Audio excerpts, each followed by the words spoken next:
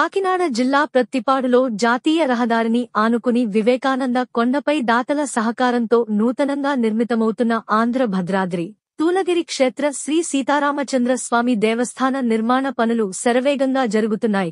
అందులో భాగంగా భీష్మ ఏకాదశి పర్వదినాన్ని పురస్కరించుకుని సుముహూర్తం ఉదయం 11:22 ద్వారబంధం ఏర్పాటు వేద పండితుల ప్రత్యేక పూజలతో ఆలయ అభివృద్ధి కమిటీ సభ్యులు ఆధ్వర్యంలో అంగరంగ వైభవంగా నిర్వహించారు.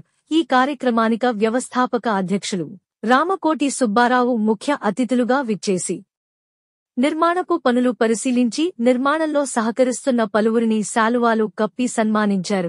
ఈ సందర్భంగా భజన గీతాలు, వివిధ రకాల ఆధ్యాత్మిక కార్యక్రమాలు కమిటీ సభ్యులు ఏర్పాటు చేయడంతో పాటు వచ్చిన భక్తులకు ప్రసాద వితరణ చేశారు.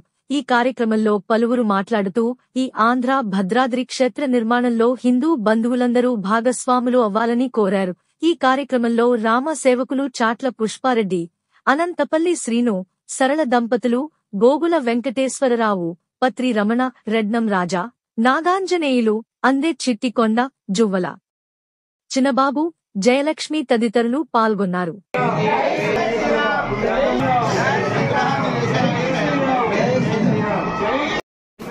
జై శ్రీరామ్, జై శ్రీరామ్.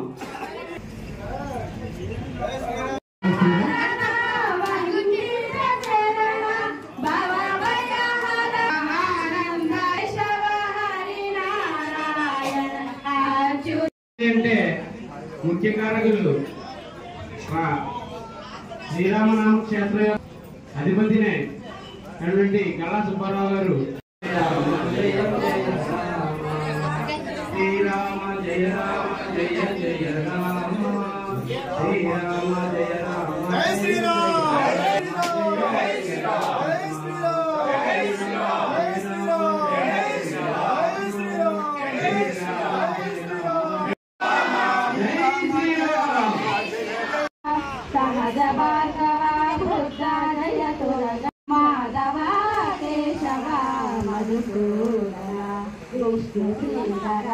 పదనకం చింతయ కేశవ మధుసూదన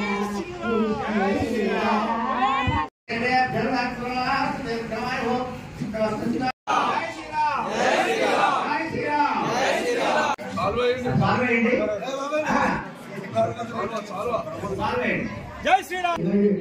మొత్తం ఇక్కడ ఉన్న జై శ్రీరామ్, జై శ్రీరామ్, జై శ్రీరామ్, జై శ్రీరామ్, జై శ్రీరామ్, జై శ్రీరామ్. జై శ్రీరామ్, జై శ్రీరామ్.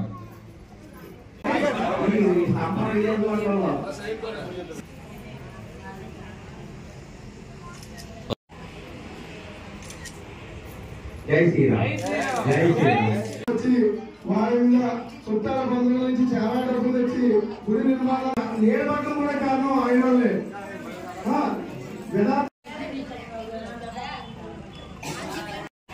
జై శ్రీరామ్, జై శ్రీరామ్. ఆయన ఎలా పిలిచి మాకు శ్రీరామ్, జై శ్రీరామ్, జై శ్రీరామ్.